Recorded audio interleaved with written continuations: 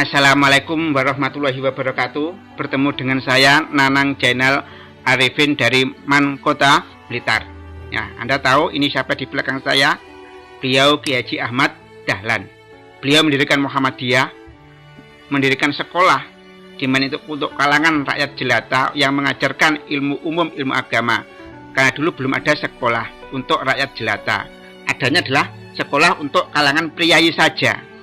Nah, dia tidak menjadikan organisasi Muhammadiyah dan sekolah yang didirikan sebagai sumber keuangannya. Justru dia membiayai menghidupi Muhammadiyah, membiayai menghidupi sekolah. Dengan apa? Berdagang kain.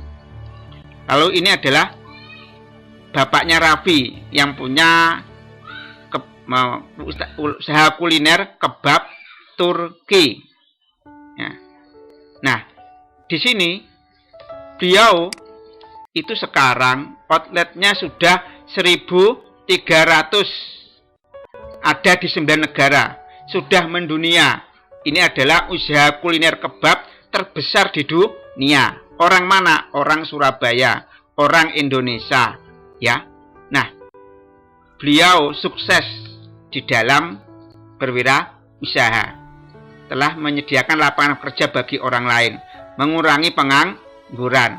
Ingat, hidup akan berarti jika kita bermanfaat bagi orang lain. Seperti yang telah kita ketahui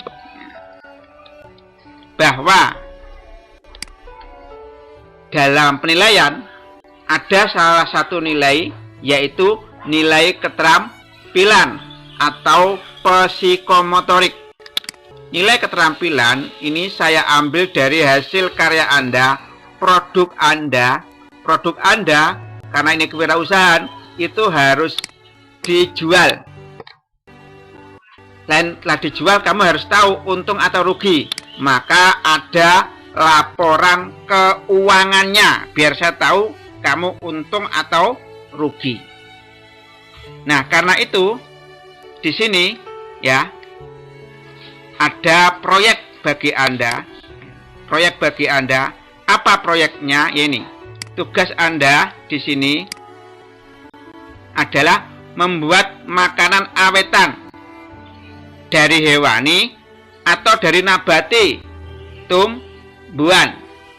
Pengumpulannya kapan? Pengumpulannya akhir September. Pelaksanaannya itu bisa kamu kerjakan secara individu atau berkelompok. Kalau berkelompok maksimal 5 anak. Ini kemarin tugas dari kakak kelas Anda yang dikerjakan ini. Membuat telur asin, pernah. Membuat sampel. Ada juga yang membuat pentol.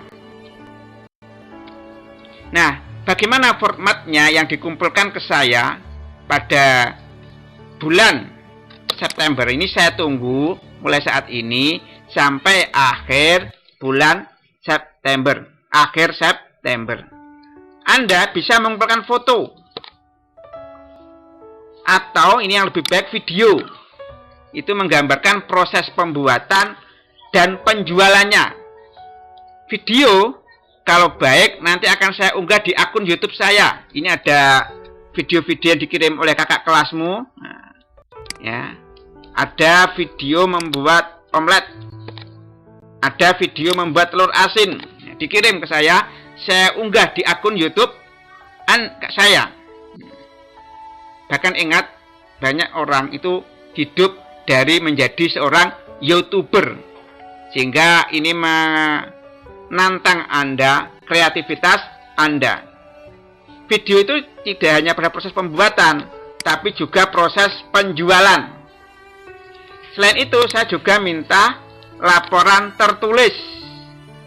Laporan tertulis itu berupa alat dan bahan, lalu cara kerjanya bagaimana, lalu laporan keuangannya. Bagaimana laporan keuangannya? Itu nanti baik foto atau dan laporan tertulisnya itu kamu kirimkan ke Google Classroom yang saya sajikan. Khusus kalau video, ini langsung japri ke saya. Anda bisa mengirimkan tugas itu berupa foto. Kalau video lebih baik. Nah, ini contoh-contoh video YouTube. Ini adalah pembuatan nugget pindang dari kakak kelas Anda. Ini video YouTube bisa dilihat membuat telur asin. Ini sudah dilihat hampir 500 orang. Nah, setelah kamu membuat, mengirimkan fotonya, ya, videonya, video ketika kamu membuat, lalu menjual, maka kamu kirimkan itu laporan keuangannya. Ya, laporan keuangan. Laporan keuangan meliputi apa? Yang pertama, biaya produksi. Kamu misalnya membuat telur asin, itu berapa biayanya? Misalnya, beli telur bebek. Kamu ingin menjual 10 telur. Nah, maka kamu beli 10 telur dari peternak bebek, di mana harganya adalah 1.500. Berarti di sini total kamu mengeluarkan uang 15.000 untuk membeli 10 telur. Kamu beli garam misalnya 2 wadah. 1 wadah 1 plastik 5.000. 2 kali 5.000 10.000. Total biaya produksi adalah 25.000. Dari 15.000 tambah 10.000.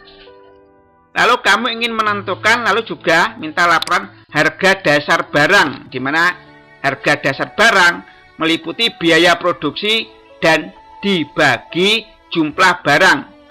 Berapa biaya produksinya ini? Habis 25.000 ini. 10 buah dari mana? Dari sini. 10 telur. 25.000 dibagi 10 buah sama dengan 2.500.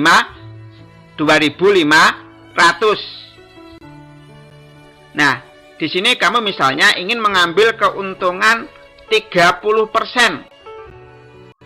Ya, ini kalau kamu jual telur yang kamu miliki, kamu jual 2.500, maka kamu tidak ada untung. Biar untung bagaimana? Karena kan Allah menghalalkan jual beli, mengharamkan riba. Kita boleh mengambil keuntungan 30%. Bagaimana caranya?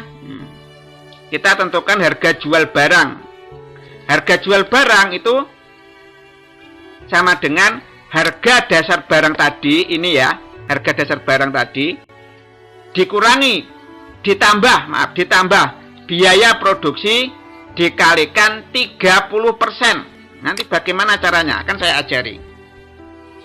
Nah, harga jual barang, ya kita misalnya ingin mengambil keuntungan 30%. Bagaimana caranya? Ya, harga dasar barang tadi ditambah harga dasar barang dikalikan 30%. Harga dasar barang tadi berapa? Kita lihat. Harga dasar barang itu 2.500. Ya, harga dasar barang 2.500.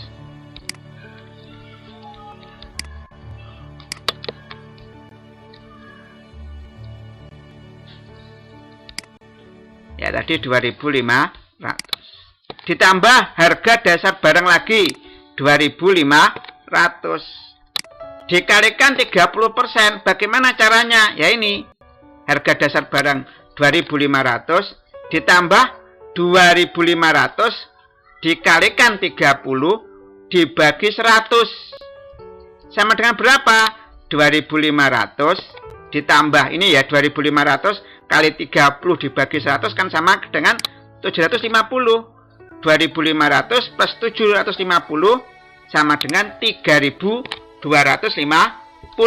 Nah, ini harga jual barang 3.250. Mengambil keuntungan 30%. Berarti kita menjual telur yang kita buat, telur asin itu pada konsumen 3.250.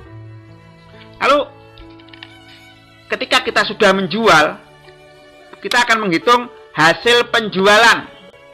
Bagaimana caranya? Ya, harga jual barang dikalikan jumlah barang yang terjual. Misalnya 10 semua terjual. Berarti harga jual barang berapa yang ada keuntungannya? Ini 3.250. Nah, saya ambil dari sini. Dikalikan 10 sama dengan berapa? 32.500. Ini hasil penjualan di mana 10 telur terjual semuanya.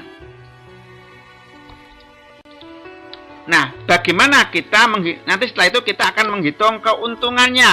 Nah, nomor 5 itu keuntungan. Tolong ditampilkan keuntungannya ini. Adalah hasil penjualan tadi dikurangi biaya produksi. Hasil penjualan tadi 32.500 dikurangi biaya produksi 25.000 sama dengan 7.500. Berarti kita keuntungan menjual 10 telur asin 7.500. Biasanya orang kalau jual telur, buat telur asin itu 100, 200, sehingga keuntungannya ikut besar. Nah, maaf, kalau kita dapat 32.500, itu adalah harta kotor kita, penghasilan kotor kita. Perlu dikurangi biaya produksi. Setelah itu kita dapat keuntungan 7.500. Ini harta kita. Yang 25.000 yang kita dapat, ini kita gunakan untuk biaya operasional ke depan. Karena kita akan terus memproduksi telur asin. Nah, ini pesan terakhir saya. Kamu di era generasi Z ini jangan malu untuk posting jualan. Jangan malu berdagang. Jangan malu usaha. Karena biaya hidup tidak ditanggung negara, apalagi tetangga. Maaf, ini banyak mungkin dari kalian yang sudah berwirausaha jual online. Itu bagus, asal tidak mengganggu kegiatan belajar, mengajar Anda. Ada siswa kalian, kakak kelas Anda, itu cewek itu. Dia itu kebetulan bapak ibunya dagang buah di pasar. Dia punya kreativitas memposting buah-buah di update status WhatsApp-nya atau di Facebook. Kalau ada pesanan dia antar. Cara COD. Itu bagus.